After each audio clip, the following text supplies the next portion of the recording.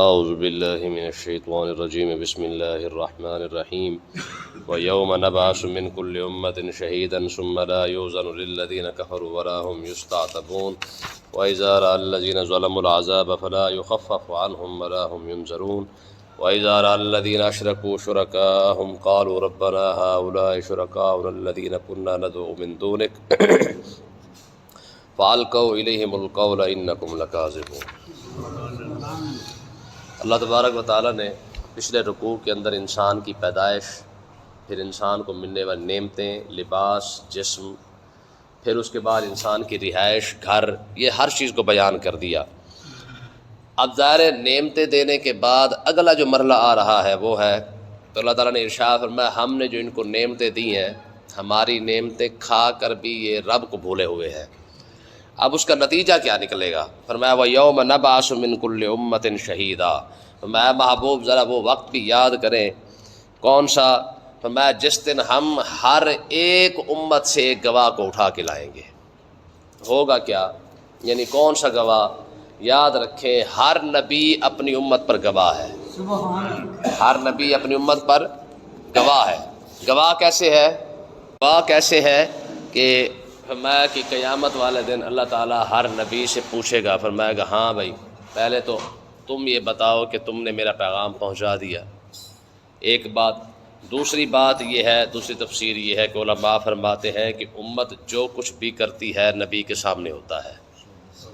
میں قیامت والے دن اللہ تبارک و تعالیٰ جب نبیوں سے پوچھے گا کہ ہاں جی انبیاء یہ لوگ جو باتیں کر رہے ہیں کہ جناب آج تو بالکل سارا مان رہے ہیں نا کہ نہیں جی ہم ایسے نہیں کرتے تھے، ایسے نہیں کرتے تھے، ذرا بتاؤ نا یہ کیا کچھ کرتے تھے اور کیا کیا کہتے تھے۔ تو فرمایا اس بات کی گواہی پھر نبی دیں گے، ٹھیک ہے، کہ انہوں نے کیا کچھ کیا ہے اور کیا کچھ کرتے رہے ہیں۔ تو اللہ تعالیٰ نے ارشاد فرمایا ثم لا یؤذن للذین کفروا، فرمایا جو کافر لوگ ہیں میں قیامت والے دن ان کو کسی بات کی اجازت نہیں دی جائے گی، یعنی قیامت والے دن یہ نہیں ہوگا کہ کافر آئے اور آ کر جناب اپنا عذر پیش کرے کہ مالک ہم کس وجہ سے جناب بتوں کو پوجا کرتے تھے، یا کس وجہ سے ہم جناب اپنا رب کو تین بنا کے کھڑے تھے، یا کس وجہ سے ہم نے جناب عیسیٰ علیہ السلام کو خدا بنا دیا تھا، یا کس وجہ سے ہم نے عزیر علیہ السلام کو خدا بنا دیا تھا۔ فرمایا یہودی ہوں، عیسائی ہوں، ہندو ہوں، ثم لا یؤذن للذین کفروا، ایک تو انہیں بات کرنے کی اجازت نہیں دی جائے گی کہ وہ زبان کی چتر چلا کے دکھانا شروع کر دیں، اور دوسری بات ولا هم یستعتبون، فرمایا قیامت والے دن ان کی کوئی بات کا عذر قبول ہی نہیں کیا جائے گا۔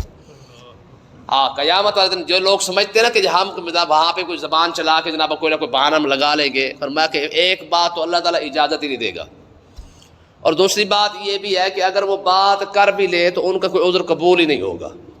یعنی قیامت والے دن کسی شخص کا اگر کوئی سمجھتا ہے کہ جناب میں آگے جا کے یہ بہانہ لگا دوں گا یا یہ بات آگے کر دوں گا، فرمایا اللہ تعالیٰ نے ارشاد فرمایا لا یؤذن، اجازت ہی نہیں ملے گی اس بات کی کہ زبان کھول کے جناب کوئی نہ کوئی بہانہ سنانا شروع کر دیں، کوئی نہ کوئی ہاں ملے گی بھی صحیح تو جو مرضی بات کر لے، قیامت والے دن ان کی بات قبول ہی نہیں ہوگی۔ دیکھیں نا بات تو تب ہوتی ہے نا جب اگلا بندہ معافی قبول کر لے۔ ایک بندہ معافی مانگ رہا ہے، جیسے ہمارے یہاں رواج ہوتا ہے، شب قدر آ گئی، شب برات آ گئی، جناب کوئی بات آئی میسج کر دیا، ٹھیک ہے جی مجھ سے کوئی غلطی ہوئی ہو تو معاف کر دینا، اگلا بندہ چاہے میسج پڑھے چاہے نہ پڑھے، اگلا سیدھا کہہ دے میں معافی نہیں کرتا۔ پھر یہ بھی ہمارے یہاں بڑا رواج ہے۔ معافی مانگنا کمال نہیں ہے، معافی مانگ کے اگلے کو منا لینا یہ کمال ہوتا ہے۔ اگلا بندہ نہیں معاف کر رہا، تیرے معاف معافی مانگنے سے کیا ہو جائے گا؟ معافی مانگنی بڑی بات نہیں، اصل مسئلہ یہ ہے کہ اگلا بھی تو قبول کرے نا، ٹھیک ہے، اگر اگلا قبول ہی نہیں کر رہا تو جتنی مرضی معافی مانگتا رہے، ٹھیک ہے۔ تو اللہ تعالیٰ نے ارشاد فرمایا بھی قیامت والے دن تو رب انہیں اجازت ہی نہیں دے گا کسی بھی کافر کو کہ وہ جناب کوئی بات کر سکے، اور دوسری بات یہ کہ اگر کرے بھی صحیح تو کیا ہوگا؟ ان کی بات کو قبول ہی نہیں ہوگی۔ اور اگلی بات فرمایا وَإِذَا رَأَى الَّذِينَ ظَلَمُوا الْعَذَابَ، فرمایا پھر ہوگا کیا؟ فرمایا جب ظالم عذاب کو دیکھیں گے فَلَا يُخَفَّفُ عَنْهُمْ، فرمایا پھر ان پر عذاب ہلکا نہیں ہوگا، ٹھیک ہے۔ یہاں پہ لفظ ظالم آیا، یہاں پہ کافر کا لفظ نہیں استعمال، حالانکہ پچھلی آیت میں کافر کا لفظ استعمال کیا ہے کہ قیامت والے دن رب کافر کا عذر قبول نہیں کرے گا۔ اب اس آیت کے اندر کیا ہے؟ فرمایا وَإِذَا رَأَى الَّذِينَ ظَلَمُوا الْعَذَابَ، فرمایا جب ظالم عذاب کو دیکھیں گے۔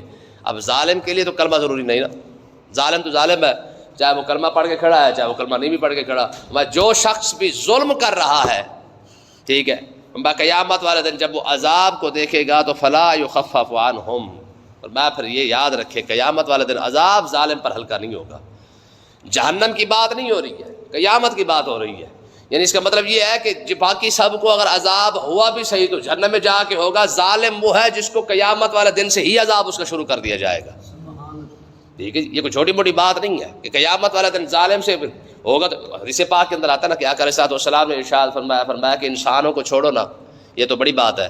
فرمایا قیامت والے دن جس بکری نے دوسری بکری کو سینگ بھی مارا ہوگا نا تو اللہ تبارک و تعالیٰ وہ بغیر سینگ والی بکری کو سینگ عطا فرمائے گا. فرمایا پہلے تو اپنا بدلہ لے. یعنی جس کے سینگ نہیں بھی ہوں گے تو قیامت والے دن جب جانوروں کا حساب یہ ہے تو کیا خیال ہے انسان کہاں جائیں گے؟ آج دیکھ رہے نا پاکستان کے اندر دو نظام ہے، کفر کا بھی ہے اور ظلم کا بھی ہے. ٹھیک ہے جی، آپ کوئی چیز خرید کے دکھا دیں، آپ کوئی کام کر کے دکھا دیں، کسی محکمے میں جا کے کام کروا کے دکھا دیں، سوال ہی پیدا نہیں ہوتا. یوں سمجھ لے کہ سارے جناب اللہ جس مرضی محکمے میں چلے جائیں، جس مرضی دکان پہ چڑھ جائیں، جس مرضی آپ ریڑی پہ بھی کھڑے ہو جائیں، جب تک ہاتھ نہیں پھیرے گا سودا نہیں دے گا. آپ کمپنیوں کو دیکھ لیں، چاہے آپ بینک میں چلے جائیں، آپ کو پتہ ہی نہیں چلے گا کتنے پیسے کاٹ لیں گے. ٹھیک ہے جی، آپ موبائل کمپنیوں کو دیکھ لیں، پتہ ہی نہیں ہوتا کون سا پیکج لگا کے آپ کتنے پیسے کاٹ رہے ہیں، کون سی کار پہ پیکٹ کاٹ رہے ہیں، کون کے پیکج پر پیسے کاٹے جا رہے ہیں. تو کہنے کا مقصد یہ ہے کہ بھائی جہاں پہ اللہ تعالیٰ نے جو الفاظ استعمال کیے فرمایا وہ کافر کے نہیں، فرمایا وہ ظالم کے الفاظ استعمال کیے. کلمہ پڑھنے کے بعد اگر کسی شخص کو چھٹی تھوڑی مل جاتی کہ اب جو مرضی کرتا پھرے. ٹھیک ہے، فرمایا ظالم کے ہم قیامت والے دن عذاب کو دیکھیں گے تو اب ہمارے حکمرانوں کا کیا بنے گا، تب یہ بڑے بڑے اداروں کے اندر جو بیٹھے ہوئے ان کا کیا بنے گا. تو جب دیکھ رہے جی جب ماڑا بندہ سامنے آ جائے نا، ٹھیک ہے نا، ہمارے بزرگ فرماتے ہو تگڑے سے نہ ڈرا کرو، ماڑے سے ڈرا کرو، کیونکہ یہ پاورفل ہے. ماڑا بندہ زیادہ پاور والا ہے. کیوں؟ کیونکہ اسے پتہ کوئی نہ کہ ماڑے بندے کے پیچھے ذات کون سی ہے. سمجھے نا، حضور نے کیوں ارشاد فرمایا تم جانتے ہو مظلوم کے اور رب کے درمیان پردہ کوئی نہیں ہوتا. مظلوم کے اور رب کے، یعنی جس پر ظلم کیا گیا ہے اس کے اور رب کے درمیان پردہ کوئی نہیں ہوتا. میں اپنے سے اوپر والے سے نہیں، اپنے سے نیچے والے سے ڈر، کیونکہ اس کی پاور زیادہ ہے. کیوں؟ اگر اس نے ہاتھ اٹھا دی یا اس کی آنکھ سے آنسو نکل آیا یا اس کی آہ نکل گئی تو پھر تیرا بیڑا غرق ہو جائے گا، پھر تجھے کوئی نہیں بچا سکتا ہے. ہاں، ڈرنا جو ہے نا وہ ماڑے سے چاہیے، تگڑے سے. آج ہماری قوم کیا ہے، ماڑے پر چڑھ جاؤ اور تگڑے کے آگے سر جھکا لو، یہ نظام چل رہا ہے. حضرت فاروق اعظم رضی اللہ تعالیٰ عنہ ممبر پہ کھڑے ہوئے، پہلا خطبہ آپ کا، جب آپ خلیفہ بنے تو خلیفہ بننے کے بعد پہلا خطبہ حضرت فاروق اعظم رضی اللہ تعالیٰ عنہ نے جو دیا اس کے اندر آپ کے الفاظ یہ تھے. آپ نے ارشاد فرمایا لوگوں سن لو، تم میں جو سب سے کمزور بندہ ہے وہ میرے نزدیک طاقتور ہے، اور تم میں جو سب سے زیادہ طاقتور ہے میرے نزدیک سب سے زیادہ کمزور ہے. بات ختم نہ ہو گئی؟ جو کمزور ہے وہ میرے نزدیک طاقتور ہے. کیوں؟ کیونکہ قیامت والے دن رب نے پوچھا کہ عمر ماڑا بندہ تھا تا کر کس پر ظلم کیا؟ نہ فرمایا کمزور جو ہے وہ بڑا طاقتور بندہ ہے. ٹھیک ہے، اور جو طاقتور اپنے آپ کو سمجھتا ہے فرمایا عمر اسے کچھ بھی نہیں سمجھتا. بات ختم. ٹھیک ہے، تو یہی وجہ ہے کہ حضرت فاروق اعظم رضی اللہ تعالیٰ جب گئے نا شام، واپس آ رہے تھے تو واپس آتے دیکھا ایک چھوٹی سی وہ جھوپڑی لگی ہوئی ہے، اس کے اندر ایک بی بی بیٹھی ہوئی ہے. ٹھیک ہے جی، چلے گئے، جا کے دیکھا جناب اعلیٰ صفائی ستھرائی ہوئی پڑی ہے، پانی بھرا ہوا ہے، جناب اماں سوئی ہوئی ہے. ٹھیک ہے، جا کے دیکھا ہر لحاظ سے ٹھیک ہے. جا السلام علیکم. وعلیکم السلام. کہا اماں کیسی گزر رہی ہے؟ کہا بالکل ٹھیک گزر رہی ہے. کہا کہ کوئی مسئلہ کو پریشانی؟ کہا عمر کے بندے آتے ہیں، آ کے صفائی کر جاتے ہیں، جھاڑو دے جاتے ہیں، کھانا بھی کھلا جاتے ہیں، ٹھیک ہے، خدمت کر جاتے ہیں ساری، لیکن میں عمر سے ناراض ہوں. کہا اماں تو نے گیس کا بل بھرنا تو تجھے پتہ چل جاتا، ٹھیک ہے جی، تجھے بجلی کے اگر 10 ٹیکس بھرنے ہو تو تجھے پتہ چل جاتا. یہاں پہ عمر کے بندے آتے ہیں، پانی بھی بھر کے رکھ جاتے ہیں، روٹی بھی پکا کے دے جاتے ہیں، خدمت بھی ساری ہو رہی ہے، تب بھی ناراض ہے. ٹھیک ہے جی، دیکھیں نا یار تھوڑی بات ہے. کہا ناراض کیوں ہے؟ کہا ناراض اس وجہ سے ہو کہ عمر ملنے کیوں نہیں آتا. شام کہاں، مدینہ پاک کہاں، ٹھیک ہے جی، وہ بھی واپسی پہ آ رہے ہیں. کہا ملنے کیوں نہیں آیا؟ کہا اماں اتنی بڑی سلطنت ہے، 25 لاکھ مربع میل ہے، 25 لاکھ مربع میل، کہاں جائے، اکیلا عمر ہے. تو پھر اماں بھی تو اماں ہی تھی نا. کہا پتر اگر تم مدینے جائے نا تو عمر کو جا کے کہہ دینا کہ اگر تو ہماری دیکھ بھال نہیں کر سکتا، پوچھ کچھ نہیں سکتا نا ہمیں، اگر ملنے نہیں آ سکتا تو ہماری دیکھ بھال نہیں کر سکتا، ہمیں پوچھ نہیں سکتا، تو پتر جا کے مدینے میں عمر کو کہہ دینا کہ ہمارے نبی پہ مصلی پہ کھڑے ہونے کا تیرا حق بھی نہیں ہے. سمجھ آئی؟ عمر جناب عمر رو پڑے تھے. اماں تو سچی بات کر رہی ہے، بات سمجھ آئی کہ نہیں آئی ہے؟ تو اللہ تعالیٰ نے ارشاد فرمایا ظالم جب قیامت والے دن عذاب دیکھیں گے نا فلا یخفف عنہم، میں حقیقت کہہ رہا ہوں خدا کی قسم ہے، بندہ غور کر کے دیکھے صحیح، جب ہم ظلم کرتے رہے تو ظلم کہاں تک جاتا ہے؟ کوئی چھوٹی موٹی بات تھوڑی ہوتی ہے، ٹھیک ہے جی۔ آپ کسی بھی بات کو اٹھا کے دیکھ لے، کوئی بھی بندہ معافی دینے کے لیے آج تیار نہیں ہے، ٹھیک ہے۔ اور اگلے الفاظ دیکھیں، فرمایا ولا ہم ینظرون، فرمایا مہلت بھی نہیں دی جائے گی، یہ بھی نہیں ہوگا کہ چل مالک 2 دن مہلت دے دے، قیامت والا دن ہے اسے نکال لے پھر آگے پھر دیکھی جائے گی۔ فرمایا نہ نہ نہ نہ عذاب ہلکا کریں گے نہ مہلت دیں گے۔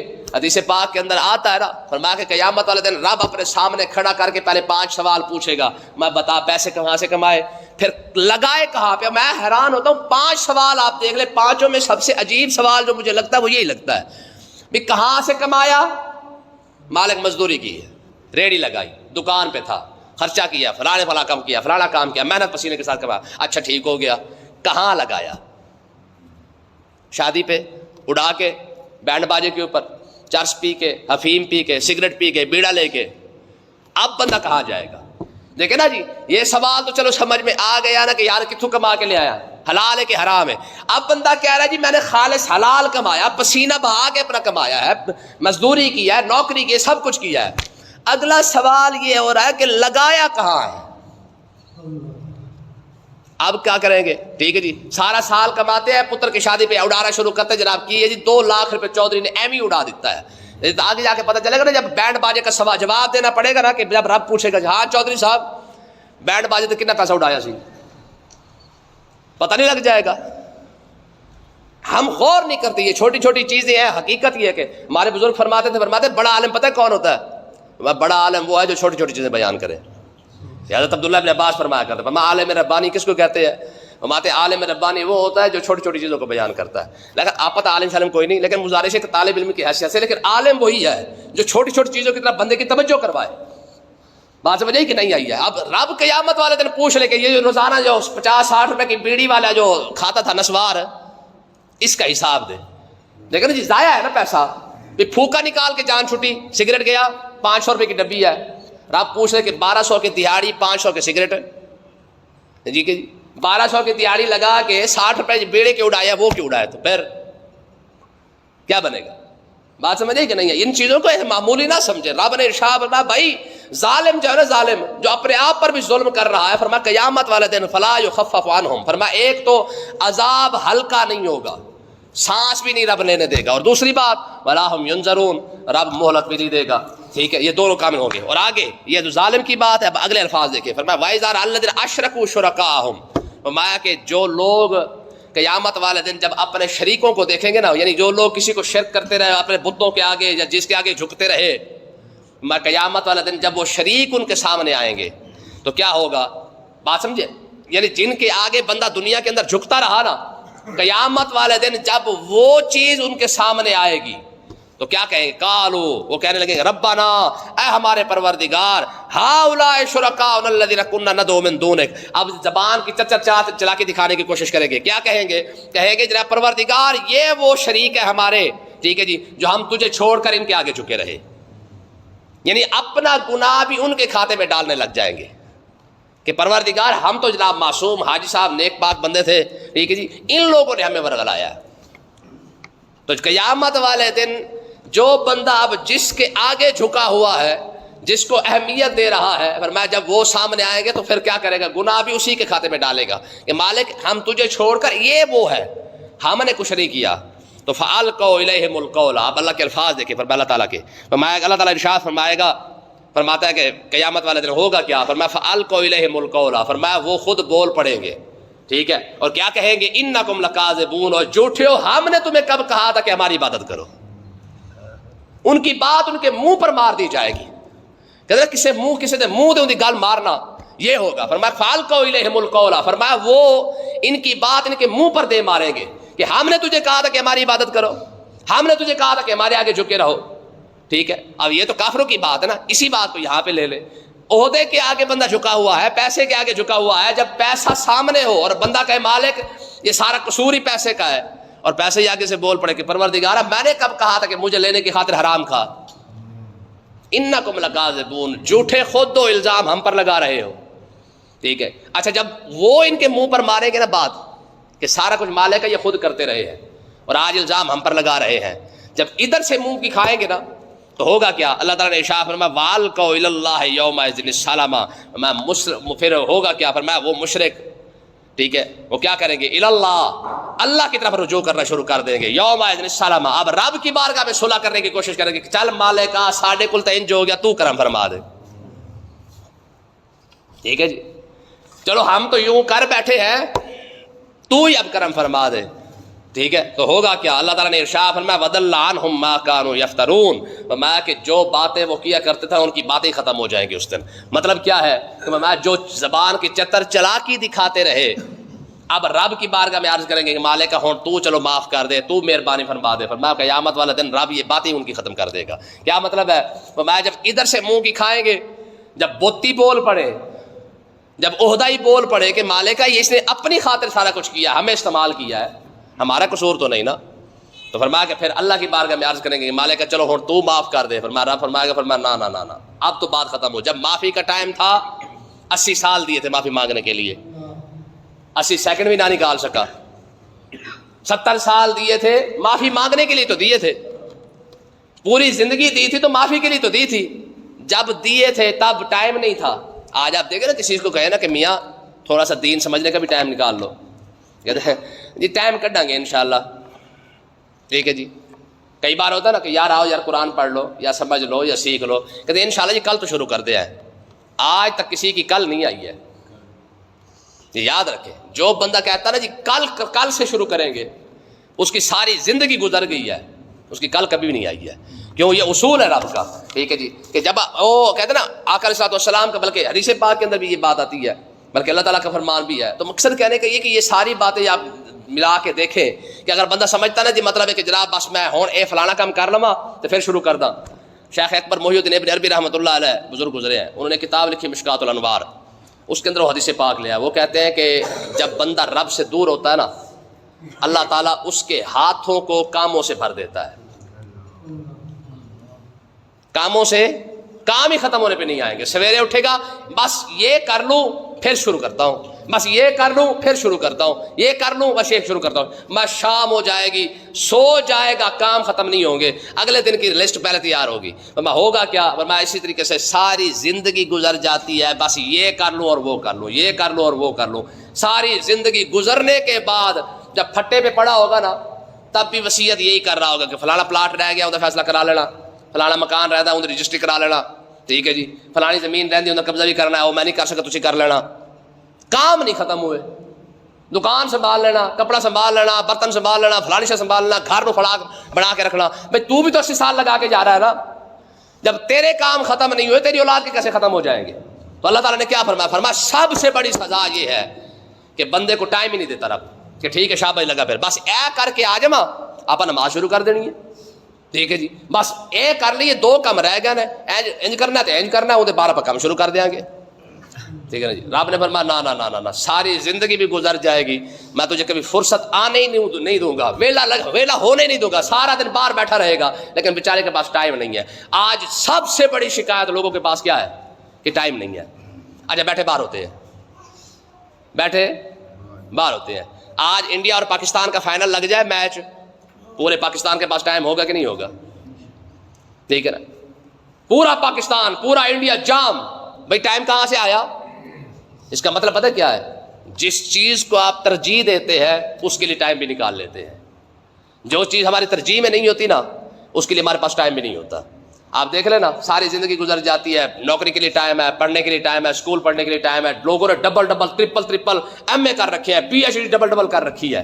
ٹائم ہے نا، کیونکہ ترجیح تھی تو ٹائم نکال لیا. ساری زندگی گزر گئی ہے، قرآن نہیں پڑھ سکا کیونکہ ترجیح کوئی نہیں. خیر ہے پڑھیں گے تو ٹھیک ہے، نہیں پڑھیں گے تو پھر بھی ٹھیک ہے.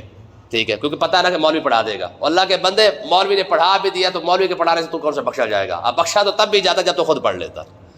اللہ پاک سمجھنے کی توفیق عطا فرمائے.